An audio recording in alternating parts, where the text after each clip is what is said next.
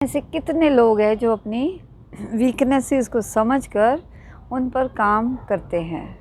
मुझे याद है कि जब शादी के बाद मुझे बहुत सारी प्रॉब्लम का सामना करना पड़ रहा था और बेटे की परवरिश की वजह से मैं जॉब भी छोड़ चुकी थी, तो मुझे अब कुछ ना कुछ तो खुद से करना था।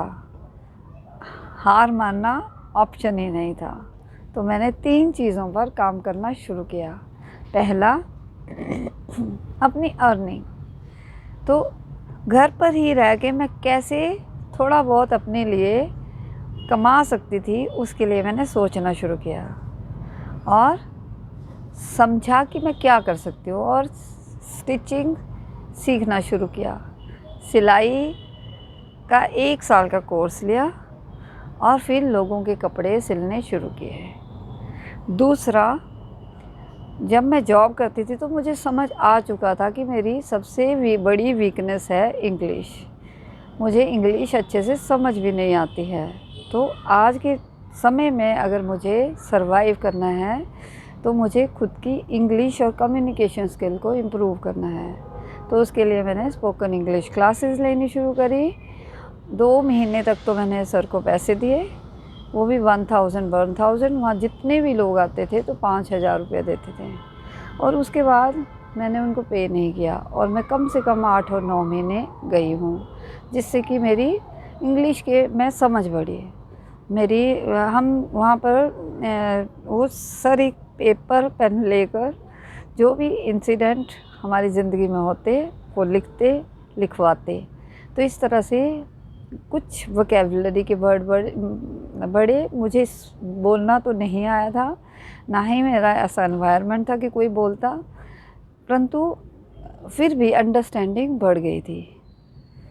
और तीसरा, जब मैं इंटरव्यू के लिए यहाँ वहाँ जाती तो मुझे ऐसा लगने लगा था कि कन्वीनियंस होना चाहिए। तो हमने डिसीज़न लिया, इलेक्ट्रिक स्कूटी खरीदी और हस्बैंड की मदद से उसको सीखना शुरू किया। कुछ ही दिनों में हस्बैंड ने बोला,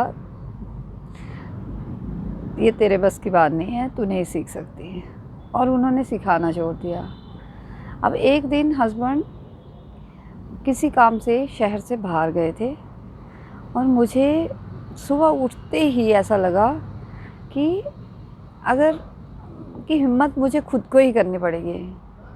अगर मैं आज नहीं चला पाई तो मैं कभी भी नहीं चला पाऊँगी। और मैंने हिम्मत करी, सुबह सुबह उठी। कुछ दिन तो क्योंकि हस्बैंड के साथ चलाया था और मैंने धीरे धीरे करके जो अपनी गली थी उससे बाहर स्कूटी लेके गई और धीरे धीरे करके खुद ही चलाना शुरू किया। उससे मेरा कॉन्फिडेंस बढ़ा और मैं स्कूटी चलाने लग गई।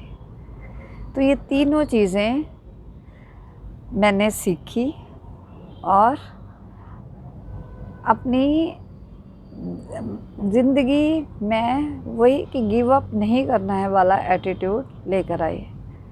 तो हमें हमेशा समझना चाहिए कहाँ हम कमज़ोर हैं और उन कमज़ोरियों पर खुद ही काम करना चाहिए।